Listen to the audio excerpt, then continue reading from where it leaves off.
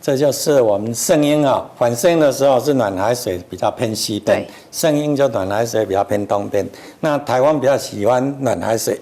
所以就跟着往东边去。所以生成位置会比较偏东，是不是会比较强？那影响台湾时间是不是也拉得比较长？是，如果说是按照这样，你生成位置比较偏东，你如果到台湾这边来的时候，它在海上时间长，那因为海上因为摩擦力很少，然后又有很多水汽，通常强度会偏高。那另外一个就是你生成位置比较偏东。所以它过来的时候，这个高压通常在中间会有一个比较弱的地方，它如果往弱的地方提早北转，就影响日本所以过去的统计是说，圣婴年日本会比较担心台湾会比较常往那边去。那也因为会往北，所以我们台湾真正说侵袭台湾的台风的数目，统计上也没有偏多，而且也是正常偏少这是那样的原因。但是现在我们这个一样，全球暖化，我们看到这个趋势是太平洋高压是越来越强，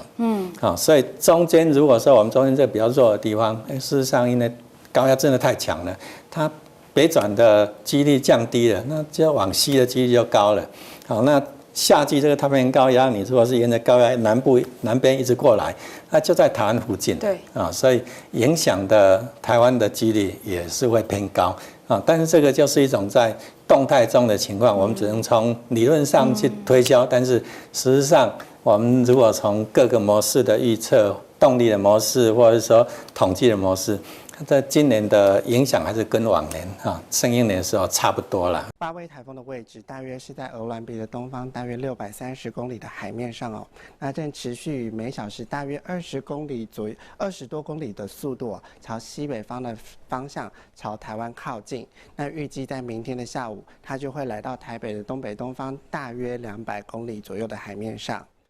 由于它持续正在威胁我们所以气象署持续针对海面上的部分，在台湾海峡北部、台湾北部海面、东北部海面、东南部海面以及巴士海峡发布海上台风警报。另外，陆上警戒区域的部分，台中以北、南投、宜兰、花莲、台东，目前都在警戒范围之内哦。那我们来关心一下这个台风本身。过去这几个小时之内，它的强度是有稍微减弱下来的，它的7级风的暴风圈还是有380公里，那10级风的暴风半径也有180公里哦。台风在西半部的这些大部分的云系已经开始慢慢的移入台湾地区，所以我们可以注意到，在过去这几个小时之内，在北部地区已经开始有一些间歇性的风雨。那另外我们也可以注意到，在中南部的山区也有一些零星的午后热对流造成零星的降雨所以我们可以从观测上面看到，过去几个小时在整个北部地区，甚至到宜兰的山区，还有台中的山区，都有一些降雨。那降雨的量值目前累积起来大概在20几毫米左右。好，事实上，很多人听到巴威台风已经减弱为中度台风，可能就觉得松了一口气，但真的是这样吗？今天在线上，我们也邀请到 TVBS 的气象顾问郑明典到线上帮大家来分析。顾问你好。主播好，各位观众朋友，大家好。好，顾问想跟你请教，因为我们看到现在这个巴威台风，它整个看起来还是非常的大嘛，半径有380公里，所以想要请您提醒一下观众，是不是面对这样子这么大的一个台风，我们要特别留意的是风势的威胁可能会大于雨势的威胁呢？是的，这个台风它还是非常的大那有一些朋友可能看到这个台风的云图从云图上看强对流的确是比较弱但是我们从一个能量的观点来看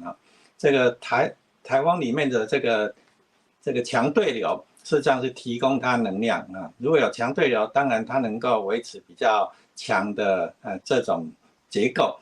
但是对流减弱，并不表示说这个台风真的就要消散了因为在海面上，台风的能量消散的速率不会特别快，尤其这么大的台风，就像我们煮开水当你把火关掉的时候，这个开水的温度不会马上掉下来尤其你的水如果很多的话，它会冷得更慢所以这个台风它的能量还在。那我们通常这种比较大型的台风，它的确啊，现在它的最高峰已经过去，它的消散期通常都是高高低低一直在变化，所以看到它的低谷的时候，不要以为它就这样就不见掉了，它还会再整合回来。那其实我们如果看最近几个小时的台风的这种影像，它的结构其实要慢慢的完整起来，所以还是非常有威胁性。然后风跟雨其实这个台风风跟雨都不小所以风雨都必须要注意。好，所以这个大家也觉得不要它变成中台就掉以轻心。刚刚也有观众朋友提到说，还是要看这个雷达回波图。事实上，刚刚大家如果发现这雷达回波图的话，就会发现这8威台风它的结构已经出现了不对称的状况，在西北下线明显是有比较削弱的。那我们想要请教顾问，它还有没有机会再继续重整？那如果它维持这样不对称的状况，影响我们对于各地风雨分布会有什么不一样呢？第一个，台风不对称其实是蛮常见的但是现在您提到了这个西北象限比较弱这其实是昨天晚上到今天早上的情况。现在新的一些资讯看起来，其实它已经结构已经比早上要好很多了尤其这个在虽然中心我们现在台风眼还看不到，那中心外面其实有一圈其实还蛮完整的强风带，而且这个水汽也相当的充沛，所以它还是一个非常实在的中度台风还是很有威胁性。好，所以刚刚也有观众朋友提到这种不对称，然后顾问也告诉大家，这其实现在台风的结构相对已经比昨天晚上又在更完整了。那我们想要知道说，这个台风慢慢靠近台湾东北就海面上的时候，是不是有可能会受到地形的影响，会有这种路径摆动的状态？那为什么会有这样的情况呢？请教顾问。是的，我们台风虽然说我们有时候看这个官方的这个台风路径画起来好像是蛮直的蛮平滑的。其实如果说我们有每个小时的记录的话，这个台风的路径其实通常都是弯弯曲曲的那这个在我们学理上有个名词叫做摆线运动，就是台风是在一个很大的一个大家可以想象一个很大的环流里面，如果它不是刚好在这个圆圈的环流的正中心，那大家可以想象它是被这个外面的环流带着在绕，那整个环流又在动同时在动，同时在绕，那就要看到这个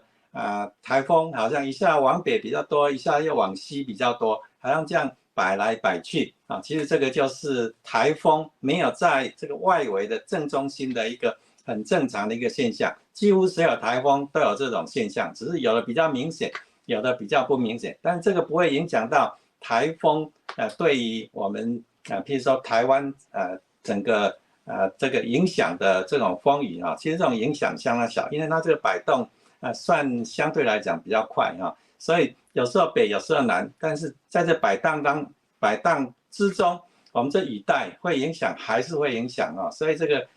就我们在预报上这个只是在细节上有时候研究上有兴趣，但是在预报上其实对预报的影响不是特别大。